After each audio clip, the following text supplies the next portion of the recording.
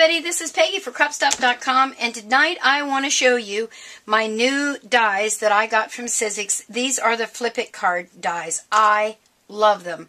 I love making cards. I make them all the time, and this is really nice to be able to have a variety of shapes and action cards. This one is called the Majestic Flip It, so we're going to show you what I did with that one.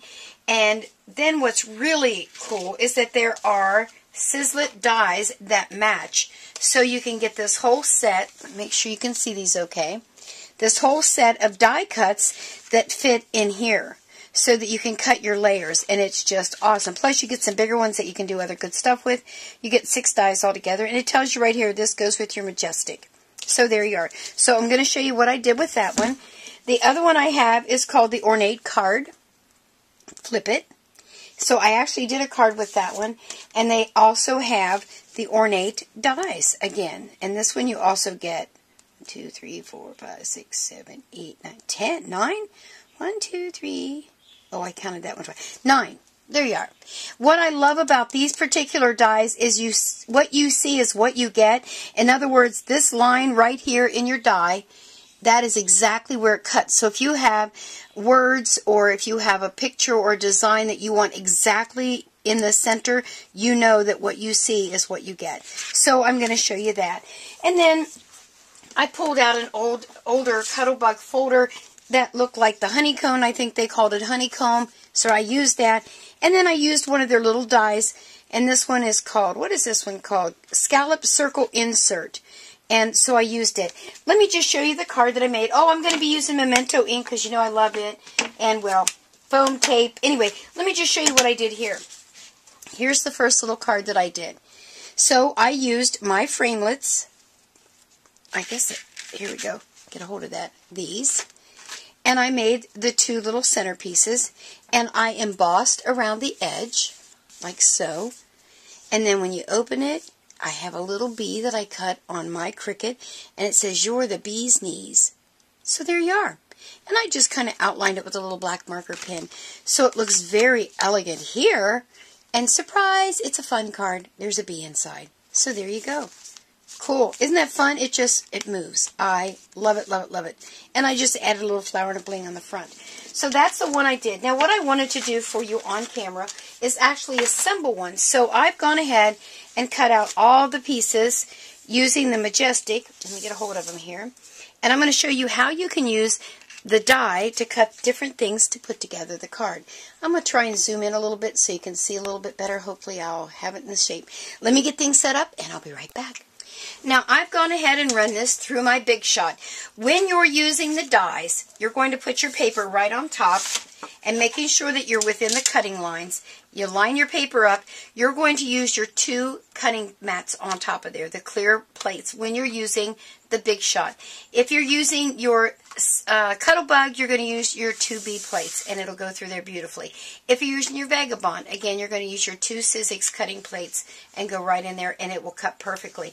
If you find you're having problems that your machine is a tighter fit between there, you may need to use the rubber mat that comes along, that you can get to go along with your Big Shot.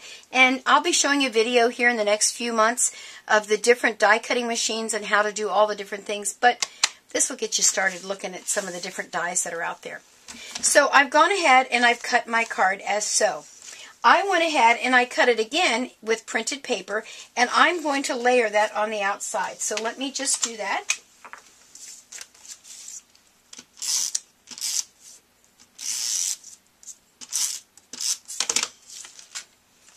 Now I'm going to line up right with the cut of the die. I hope my head's not in there. And I trimmed off just a smidge around the outside of the card. Let me bring that up a little closer so you can see. So I've trimmed just a smidgen off of here, here, and here, but I have it fitting right snug against the actual cutout part of the card, right there. Okay. So that's my front part, and I'm going to do the same thing on the back. Now, you could also just take, I've seen some folks take just strips of paper and put them together and use it that way, and it's really cute too. So there's a variety. You don't have to just cut and fold and be done. You can really dress it up. So there you are. So now I have the front of my card like so. Okay? Alright, there's that part. Now, excuse me. Using this little die that I showed you here from Sizzix, make sure I'm in the camera, I keep worrying about that. I cut out with a little bit cream colored paper, and then I used my applicator and my Memento Desert Sand, and I just went around it. Now, there had been some other ink that I used this on, another brown color, so I kind of got a different, and I really love it. And I'm actually going to make sure that I can see that, so I'm going to kind of, you know, play with it to make sure I have it where I can see. And I don't want to get it so that my card won't open, so let me see if that's going to work. I think I'm liking it there. So I think if I line it up with that line, I'll be in good shape. So let's give it a try.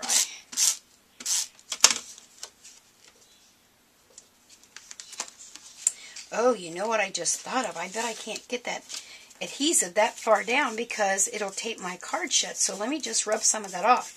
So let me get that rubbed off there, and then I'll tell you what I'm talking about here. Oh, I'm just so glad that I thought of that. That would have been a bummer to tape my Flip It card closed.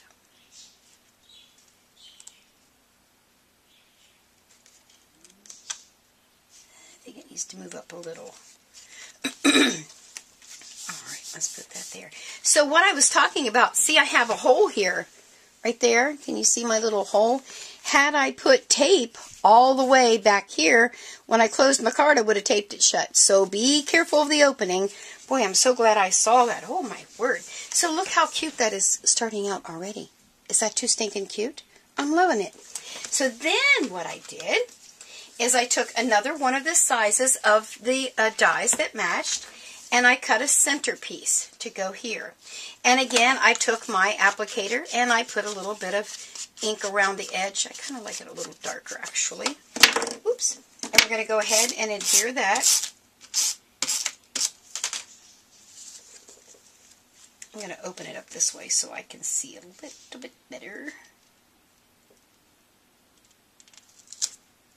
That's looking good to me. So, there we are with that part. Coming together really nicely. Then what I did, excuse me, I took two dies, and I'm going to grab this hunk of paper just to show, what did I do with that piece of paper? Here. I took two dies that fit inside of each other to make my little frame. And I used washi tape, which I love washi tape, and I have found that it is great to use when positioning, because all I wanted was this part here. I didn't want the whole thing. I just wanted this little, let me get a hold of it here, this little part. That's all I wanted, was just that little part that would cut out here. So I put up both of them on there, cut them at the same time, put a little bit of washi tape so they wouldn't jiggle around, and that's how I got my little frame. So now I'm going to put some adhesive on my frame. And again, I'm going to line it up with the opening.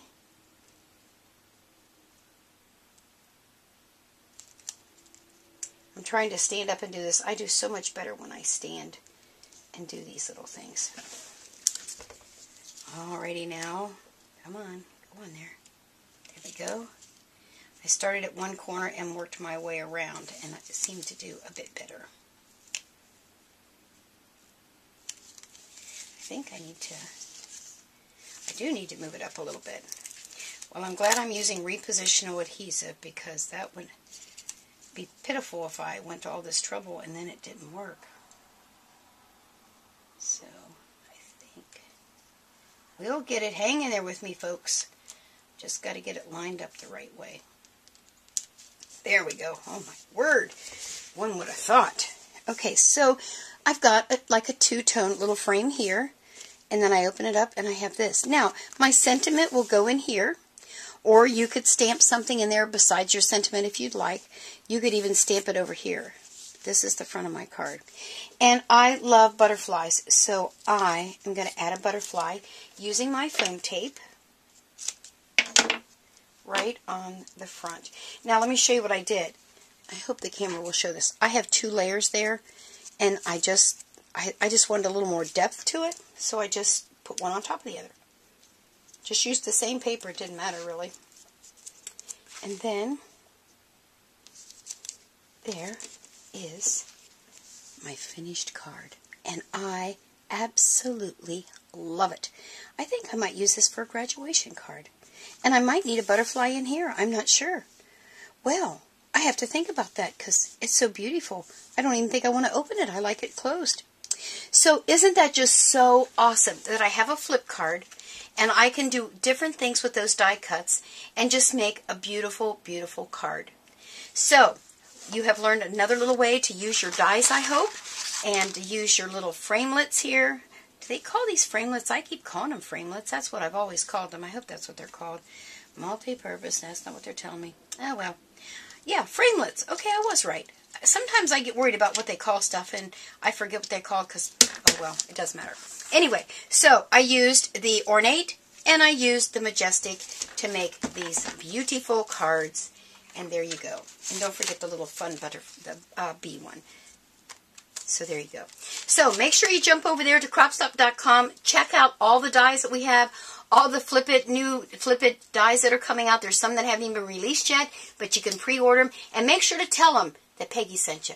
Have a great day. Bye.